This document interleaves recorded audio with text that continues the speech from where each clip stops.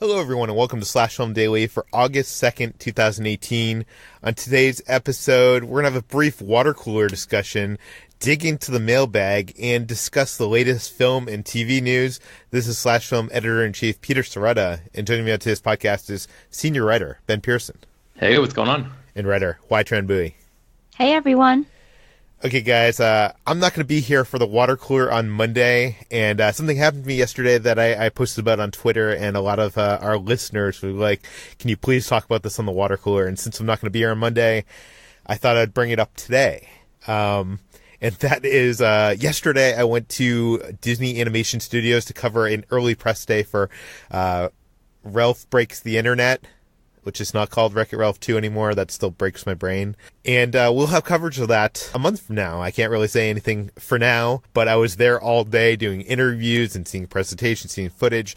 I came home late in the day. The elevator to my I live in a condo building, and the elevator was broken, and I went to the mailbox, and there was these huge packages. So I was carrying these huge packages up the stairs, and I'm not to give you too much information, but I was, there's a few floors, and I'm also not the best in shape guy. I'm out of shape. Okay, I'm out of shape, guys. So I get to my door, I let myself in. Immediately want to get into the AC. It's hot here in California. It's probably in the 90s right now, I guess. Yeah. And so I take off my clothes. I wear gym running shorts. Peter. What? This is too much. This is too much information. Well, I think you need this information. I think there needs to be some build up to this. Ben, okay. I'm sorry. My dog pooped, so I had to clean that up. Put it in the trash. Took the trash outside to put it right in front of my my unit. To bring it down later to the trash. And as I did that, my door, with a gust of wind, closed. Oh, no. So I'm standing outside my place with my phone, only my phone. I am wearing a t-shirt and gym shorts. If you saw me on the street, you'd be like, why is that guy wearing gym shorts outside? And socks. I'm not wearing any shoes. I have no way to get in. My girlfriend Kitra is away at her mom's house, so it's not like she's even going to come home that day. And I at that time had no secret key locations or anything like that. And I looked at my phone, and because I was at Disney all day, my phone's at 2%. I didn't know what to do because I don't have any ID on me, right? So if I call a locksmith, and even if I get to the locksmith, by the time my battery dies, I don't think they could show up in my place and, let me into my place because I have no proof that, I live there. Right? I have no ID or anything. Yeah. So I start knocking on my neighbors' doors because this has happened at my place before, where my neighbors have knocked on my door and been like, "Can I jump over your?" We have patios, and they kind of share each other's a fence, but you can jump over the fence. And so I knocked on their doors, hoping that one of them might let me jump over. My neighbor to my left was out. My neighbor to my right, who is a not-to-be-named famous sci-fi actor, was not home, but his housekeeper was there. And his housekeeper, being a good housekeeper, did not allow me into their unit to jump over the fence on the patio. And I totally get that. That's, especially if you're a housekeeper or for some famous person. Right. You don't let anybody in. But it was frustrating. No, I asked her and she said no, so I went away. And then I want to say 45 minutes later, I'm in the sun waiting for someone to come home on the other side. Wow, you were out there for a while. Yeah, I was out there for a while, and my phone died. Or no, my phone was about to die. I was at 1%. And so I went back to the housekeeper because my girlfriend's texting me, "Go back, plead your case. She'll let you do it." And I was like, "No, you don't know. This is an actor's housekeeper. It's just not going to happen." So I went back there and I pleaded with her, and I was like, "Look, I can show you pictures of my place and my dogs, so you can hear it barking right now because I'm locked out." And she just was not having any of it. And I really thought, I texted my girlfriend who's in Sacramento, and I was like, you might have to drive home tonight because I can't get in, and I'm locked out with my socks and my shorts. I'm running around with socks and shorts, and there's nothing I can do. Luckily, one of my neighbors, like 3 apartments down, was leaving their unit, and they're like, "You locked out?" And I was like, "Yeah." And I'll let you jump over. And I was like, "Well, but if I jump over the thing, I'm cutting through someone else's patio, but I may be homeless." So yeah, let's do that. So yeah, I went up there to his patio, and very clear to me. But oh, by the way, yeah, I went up to his patio. Not to make this longer, but so this was like 3 apartments down, and there was some people in the patio next door. So I felt uncomfortable jumping over the thing, and I asked my neighbors, like, "Do you know your neighbors? Can you ask them if I can go through their patio?" And he asked, and the guy living there, imagine Dave Bautista. He looks like Drax. He has he's huge muscles, whatever. And he's like, "Sure, yeah, no problem." And he looks at me. I look at him. He looks at me, and it's very clear that he knows that I know that he knows that I'm not able to jump over these. So how tall are these fences, Peter? Well, they're not that tall, but like it's just, I mean, they're like 5 feet, but they're not like fences where you can like climb up them. Yeah, they're like barriers. Does that make sense?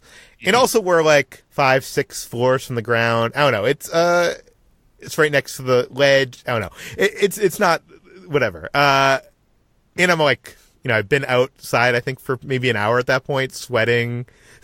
and I don't know. I think it was clear that he knew that I wasn't doing it.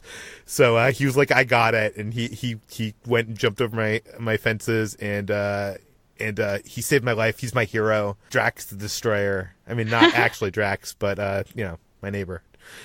So, anyways, I apologize to my TV sci-fi actor neighbor that Drax the Destroyer illegally cut through your patio to let me in, but it had to be done. It had to be done. Okay. Anyways, guys, I thought people would get would enjoy that story. Yeah. Anyways, That was a wild story, Peter. yes.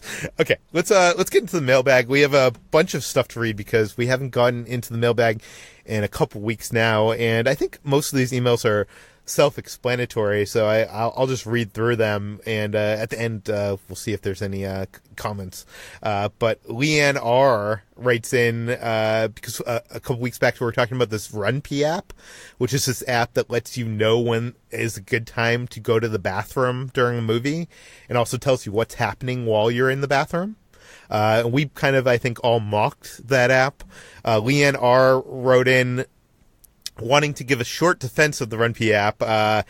She has a friend who is a girl who notoriously would take bathroom breaks, at least 2 during films. By the way, I would not go to the movies with this woman. Not Leanne, but her friend. That would just bug me too much. But anyways, they got her the RunPee app, and it so then Leanne didn't have to recap it for whenever she got back. And it helped out in her movie-going experiences with her friend. So I guess this RunPee app, does have a purpose. And also Matt B. wrote in from Tacoma, Washington, also in support of the RunPee app. He calls it a fantastic app, says he understands that not all people need it for the P portion. However, the run portion in RunPee is a small part that recaps the first 3 minutes of a film in case you're running late. Now, I could see a benefit of that, and he also says that the best part of the app is not promoted. They include whether or not there are anything post-credits. If there is, they'll give an opinion on if it's worth staying around for, without giving any spoilers. Actually, I'll stop here. HT, Ben, do you think that is something you might use? I just don't trust anybody to tell me whether, I don't trust anybody else's opinion, basically. Like, if I'm there to see the movie, I want to see it for myself. I'm not interested in what somebody else thinks about if I will get any value out of something that's after the credits, or even, like, I don't trust somebody else's synopsis of the first 3 minutes. Like, they may give you the basic facts, but they might not give you the fact that one character shot another character a certain look that will, flavor their emotional relationship as the movie, plays on. There's just so much. It might work in but you could the use it just the to abstract. just to know if there's something there or not. Yeah, I don't know. I feel like maybe this would be. I mean, of course, we're in like a more of a different position than the average RunPee user, I think, because we, for the most part, we pretty much know if there are post-credits scenes, before we even go out to a theater to see them. It's like, if it's Marvel or whatever, we pretty much know to stick around. So, yeah, I could see that, how, like, my parents or somebody might get some actual beneficial use out of that. HT, should people be sticking around to the end of the credits, honoring all these people, all these names that helped make this work of art that they just took in? Or should they be using this app to see if there's something there? I don't know. I'm kind of on the side of Ben here.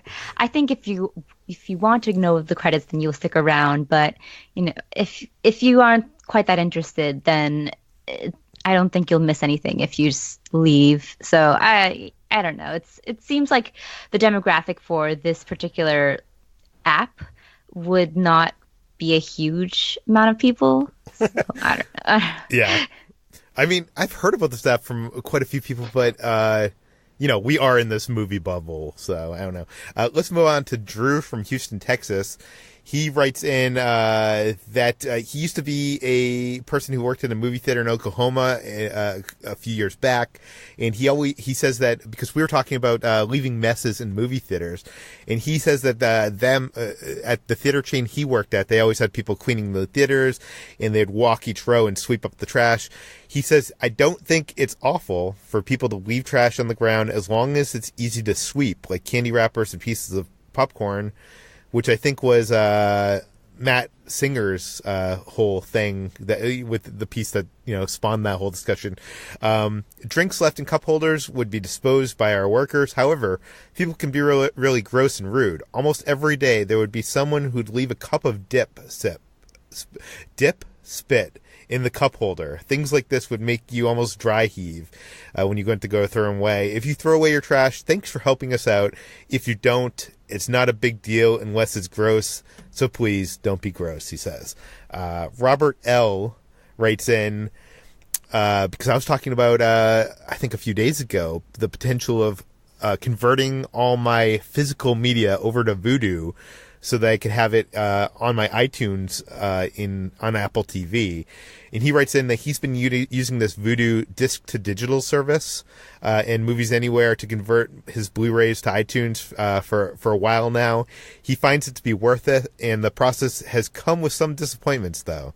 He warns that you can only get HD quality even if a movie is available in 4K on iTunes, and some single discs are not eligible for disc to digital, and most box sets are not eligible. You have to check and make sure the movie's available in Movies Anywhere, and also you can only do 100 movies per year. So I guess that prevents people from just scanning, going to Target and scanning the UPC codes and building a whole collection for $2 a movie on their digital services. And we got a couple more. I'm sorry, guys. This is running long. Michael from Kansas City writes in that he had to pause the podcast in utter shock when he heard me say that I hadn't seen Deadwood. To echo Chris's thoughts, not only is it among the best HBO series, the roles and performances are pretty much career best for the entire cast. He goes on that he initially hated the show, but he went back to it after one of his friends encouraged him to go see it, and he binged it and loved it, and has followed the showrunner's career mostly since, and he encourages me to go watch it, which I will. And lastly, James from England writes in, we've been talking a lot about MoviePass and A-List lately, and he's from England, and we were theorizing about the potential ramifications of having all these people that are kind of going to the movies with the mindset of like, oh, it's free because, I pay for the subscription, and maybe there are more people talking and more people texting and more people, just devaluing the experience as a whole. And he says that in England they've had these kind of passes for a while now. They've had this thing called Cineworld Unlimited since 2008, so they've had it for a whole decade before us. And it basically having the same features. And he basically, I'm not going to read what he says here. I'll put it in the show notes. But he basically says that it hasn't degraded the film going experience any for him. There are some people that talk and some people that text, but he thinks it's just the normal amount. I'm just wondering if our movie going experience is going to go downhill. And if you guys have any questions or comments for the mailbag, we do often read them on the air. You can send them to peter@slashfilm.com and leave your name and general geographic location in case we mention them on the air.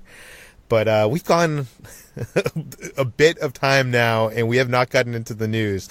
So I guess we should just get right into it. And let's start off with a new study that has found that the portion of time that Tom Cruise runs equates to how good his movies are. HT, tell us about the science. Yes, science says so it must be true. So you guys might have noticed that Tom Cruise runs a lot in his movies. If you haven't, then just Google it and you'll find plenty of video compilations just compiling all of his movies in which he runs a lot. And he even has in his Twitter bio running in movies since 1981. So Rotten Tomatoes has conducted a very scientific study in which they compiled every instance of Tom Cruise's running on screen in seconds and then calculated that distance he ran by assuming he's clocking a 6-minute mile. So what they found was in movies featuring Tom Cruise running more than 1,000 feet, they tended to have a higher tomato meter average, 71%. And those statistics generally translate to a higher box office revenue as well. On average, those movies have an inflated international gross of $538 million. So this is compared to movies in which he hasn't run at all, which are only 4 films: Magnolia, Lions for Lambs, Tropic Thunder, and Valkyrie, which has an average of 63.5%, and then other ones in which he runs only up to 500 feet, 61.05, or between 500 and 1,000 feet, which is 61.625. So as you can tell, this is science, and we are all grateful that Tom Cruise runs as much as he does because we get better movies for it. If you want to know more about this study, we have summarized it on slashfilm.com, but there's also the top 10 movies in which he runs the most. And of course, 2 of those top movies are Mission Impossible 3, in which he runs 3,212 feet, and then Mission Impossible Ghost Protocol, which is 3,066 feet. You know, I wouldn't love to be the person who had to actually figure out how many feet he was actually running in any given scene. Do you think they just had a certain amount per second that he's running and just did the math accordingly? Yeah. They said they calculated the distance by assuming he was clocking a 6-minute mile. So they would time how long he ran, and then they had some algorithm in which they compared it to, which they then translated to feet per second. Do we know that Tom Cruise runs a 6-minute mile? I'm assuming he's running faster. He looks like he's running faster than that for me. Maybe it's his form. I don't know. But yeah, we don't know his actual mile run time. I feel like that should be a question that someone asks him in a next interview so we can get a more accurate study. I feel like if I was Tom Cruise or I was Tom Cruise's people, I would be, after reading the study, I would be, acquiring the rights to one of those mini app games that, those running app games where you're running from left to right and you just continuously run. I don't know what those are called. But Temple Run or something? Yeah, one of those app games, and basically make the big screen version of that because, he'd be running the whole movie, so it would be the greatest movie of all time, right? Okay. It would have 100% on Rotten Tomatoes. Yes. Let's now move over to Crazy Rich Asians. The filmmakers John Chu and the writer of the book apparently turned down a giant payday from Netflix to go theatrical. Ben, tell us about it. Yeah, so the Hollywood Reporter has this really excellent cover story about the making of Crazy Rich Asians, which comes out later this month. And Kevin Kwan, who's the author who wrote the book on which the movie is based, and John Chu, who is the director, they both sort of had it was basically their decision of how this movie was going to be seen by audiences. And there were a bunch of different places that were sort of vying for it. And ultimately, it came down to Warner Brothers or Netflix. And Netflix threw in a greenlit trilogy and huge, like, 7-figure paydays for each of them and for, like, the stakeholders, basically, if they were to go with Netflix. But they ended up thinking that it was far more important for them, instead of just getting rich, like so rich that Kwan said that he could just move to an island and never work another day in his life. It was more important that instead of getting rich, for them to actually create like a normal theatrical experience for everyone to go see this movie and put these Asian American characters in this film in a way where this is the first really big studio produced movie that is aimed and focused on an Asian American cast in like 25 years, which is kind of crazy to think about. So there's a lot riding on this film, and you can read more about that in the piece. They have a bunch of quotes about basically like how they came to cast a bunch of different people and how important it was for them to actually make sure that this movie, got into actual theaters instead of just, people sitting on their couches and pressing a button to watch it on Netflix. But yeah, it's kind of interesting, going through and seeing their thought process and realizing how, what they valued in terms of the story. And I'm sure that, this movie, I hope it does tremendously well at the box office, because that would mean that it would sort of be added to that pile of films like Black Panther and Get Out and tons of others, Girls Trip over the past few years that have proven to Hollywood that there is an audience out there and they're willing to see movies that are not just straight down the middle, standard white protagonist kind of thing. Now, I'm going to play devil's advocate here. These filmmakers are obviously trying to promote this film, and they're trying to make the big pitch for people to go see it and why it's important.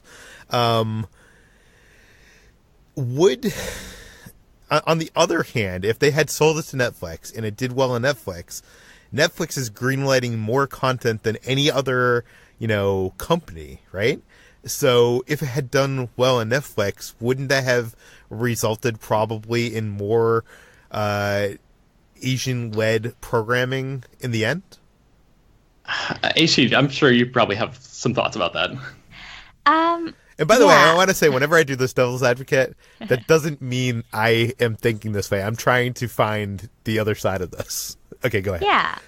I mean, I think that a lot of the reason that they would rather have a theatrical release is, even if people are seeing less movies in theaters, it still has a broader impact than it would have on Netflix, where a lot of the times movies are kind of dumped there if they were intended for theatrical release originally, and it still has the sort of reputation as being kind of direct to video. And because there's so much Netflix content, as diverse as it is, some really great movies do end up getting buried.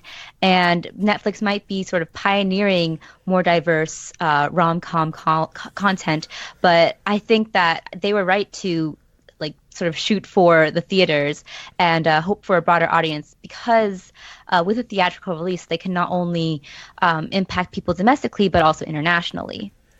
I mean, I do think you're right. I think that they have more of a chance of affecting pop culture, being theatrical than being on Netflix, where sometimes I can't even find the Netflix exclusive original content that on their platform the day it comes out, because, it's just so many squares of other stuff.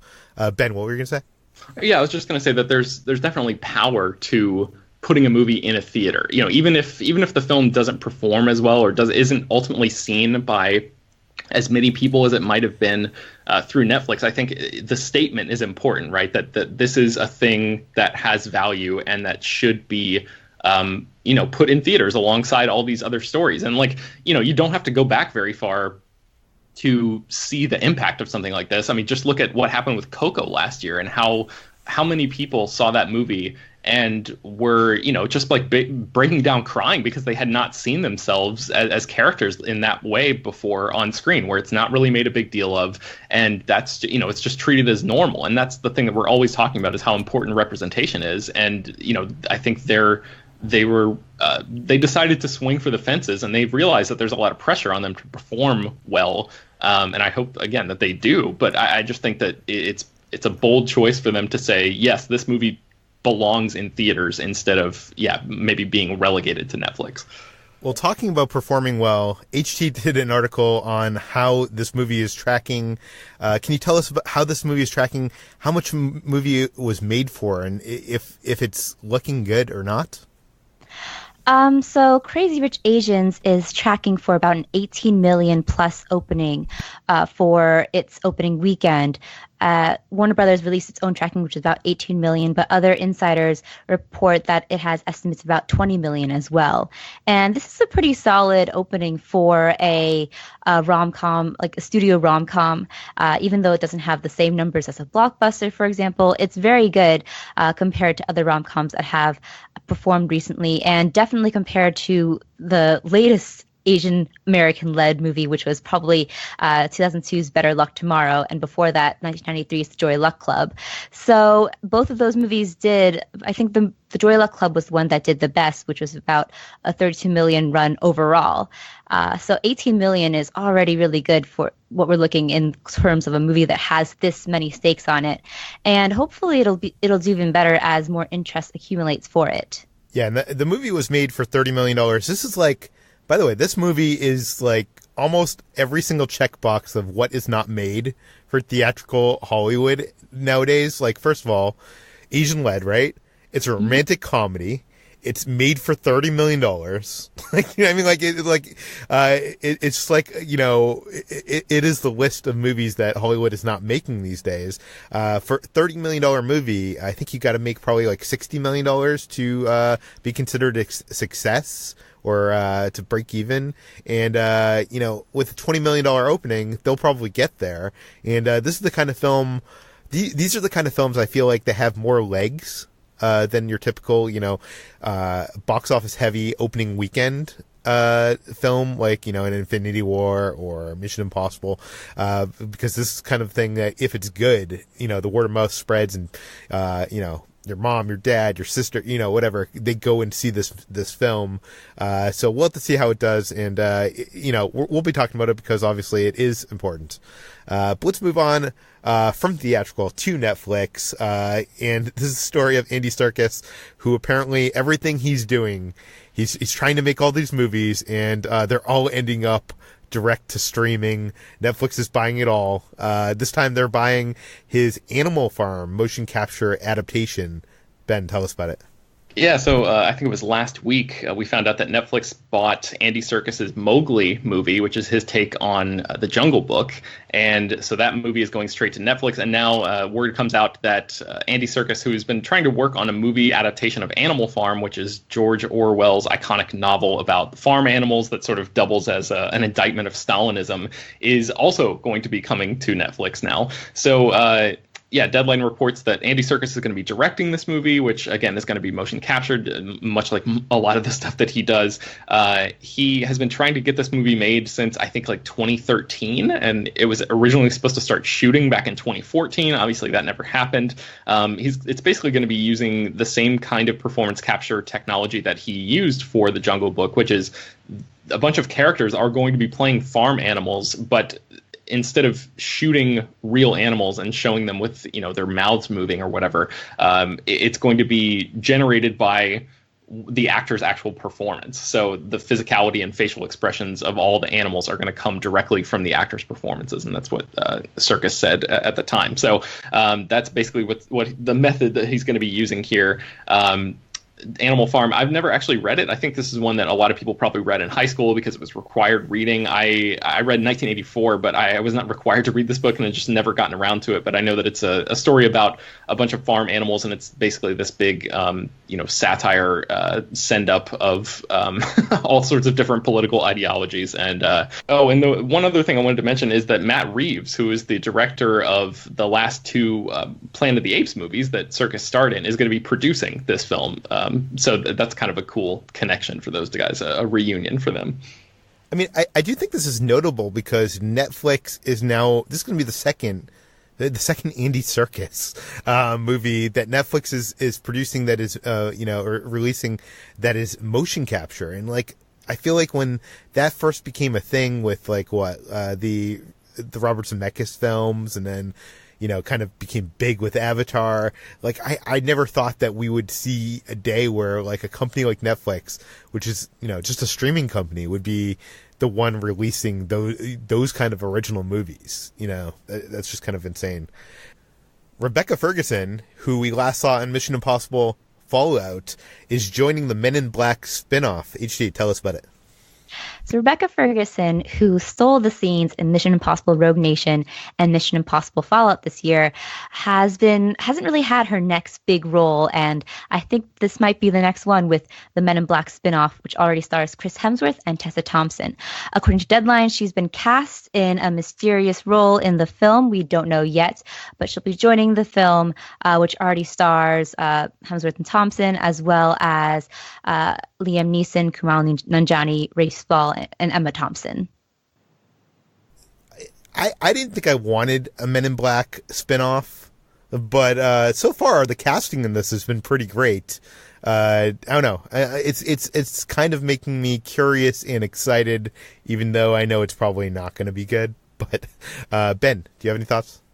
I'm sort of right there with you. I am a big fan of Rebecca Ferguson, and I feel like we've seen a lot of, in our internal Slash Film Slack channels, there's been a lot of speculation about what this means. Do you guys think that maybe she's playing a villain? I think that was one of Jacob's theories. HT, do you put any stock in that? I would really like to see her play a villain, just personally. I think she could act the hell out of a role kind of like that. And it would be fun to see her sort of vamp it up on screen opposite Hemsworth and Thompson. So I think that could possibly be the case. I mean, it's totally also plausible that she would be playing another MIB agent because she kind of fits the bill, having played a spy in the Mission Impossible films. And don't we know that this one's going to go international, so they might have other bureaus from around the world of the Men in Black? She could definitely be like someone from the UK bureau. Yeah, exactly. Yeah. Okay, our last and final story is a bit of a spoiler. No, it is a spoiler, right? It's for Avengers Infinity War. So if you have not seen Avengers Infinity War, you can tune out now because we're about to get into spoilers. And that is the writer for Avengers Infinity War has finally explained why Thanos waited so long to execute his plan in that movie. Ben, tell us about it. Yeah, so it was 6 years between when audiences first saw Thanos in the mid-credits scene of the Avengers to when he basically destroyed half of the universe in Avengers Infinity War this year. So why did it take that long? Stephen McFeely, who is one of the co-writers, according to the Avengers Infinity War commentary, explained Thanos' timetable, and he said the catalyst for the whole movie was when Thanos figured out where the Soul Stone was because he captured Nebula on his ship after she went after him at the end of Guardians of the Galaxy Volume 2 and rooted around in her brain and found out that Gamora knew where the Soul Stone was. So it basically all boils down to Thanos wanted to know where all of the Infinity Stones were so he could just, bounce from one location to the next and gather all of them instead of getting them one at a time and maybe having to potentially fight off other people who might be looking for them or anything like that. I think this is one of those things that we kind of assumed, but I guess it's nice to have somebody in like an official capacity confirm this. And yeah, the whole thing just really makes me feel bad for Nebula because she's basically a torture victim. I mean, that scene in Infinity War where the camera moves to the side and you see that she's being, stretched out against her will and sort of physically broken as Thanos is trying to pump her for information is pretty horrifying. So, I mean, I guess she cracked, and I certainly don't blame Nebula for that.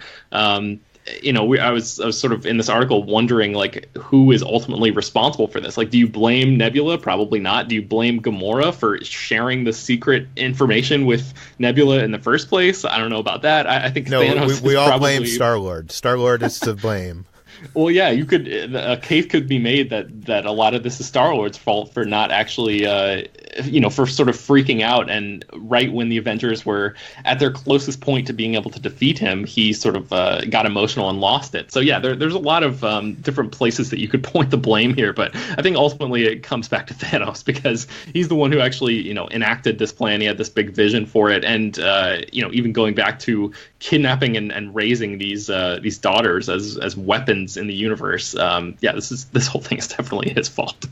Yeah, I would expect in this next film, Avengers 4, is it? Yeah, yes. That Nebula will get some redemption of some kind. I feel like her role will have to be increased in that film in some way. Not that we know anything or know how she'll play into that. HT. Who is to blame? Is Thanos to blame? Star-Lord? Nebula? It's obviously Star-Lord. No, Thanos is the only one in which we can point the fingers, because he's the big bad. He's the only one who was trying to destroy the universe. But I think Nebula already had her redemption arc because she had such a great redemption at the end of Guardians of the Galaxy Volume 2. Although I am excited to see her in a more prominent role, possibly in Avengers 4, just because I think she's such a compelling character and she shouldn't be blamed at all for getting her information tortured out of her. For sure. Okay, that brings us to the end of an overlong edition of Slash Film Daily. HT, where can we find more of your work online? You can find me every day at slashfilm.com, and I'm on Twitter at Hoai-Tran Bui. Ben, where can we find you? You can find me writing at slashfilm.com. I'm on Twitter at Ben Pearson. And you can find me at SlashFilm on all social media. You can find all the articles we talked about today on slashfilm.com and linked in the show notes. This podcast, Slash Film Daily, is published every weekday on iTunes, Google Play, Overcast, Spotify, all the popular podcast apps.